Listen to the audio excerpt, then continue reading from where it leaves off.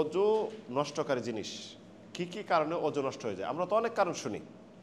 উল্লেখযোগ্য গুরুত্বপূর্ণ যে কারণ সেটি হলো প্রস্রাব পায়খানা রাস্তা দিয়ে কিছু বের যদি হয়ে যায়, অজু বাতিল। 2 নম্বর হলো নিদ্রা, গভীর নিদ্রা। আপনি বসে বসে দাঁড়িয়ে আপনি কোথায় হেলান না দিয়ে ঘুমাচ্ছেন, অজু ভাঙবে না। কিন্তু হেলান দিয়ে ঘুমাইলে অজু ভাঙবে। গভীর নিদ্রা চলে গেলেন, আপনার অনুভূতি লোপ পেয়ে গেল, তখন অজু ভাঙবে।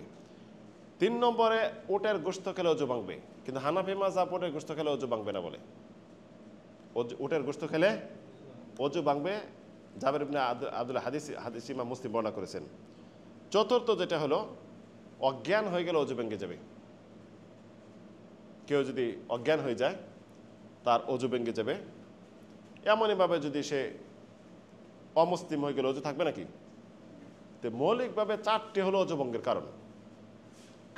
প্রস্রাবের রাস্তা দিয়ে যে কোনো কিছু বের হলে, 1, 2 গভীর নিদ্রা, 3 উটের গোশত, 4 অজ্ঞান হয়ে গেলে অজু ভেঙে যাবে। এছাড়া যে সমস্ত কারণগুলি শুনেন, এই কারণগুলি দিয়ে অজু ভাঙবে না।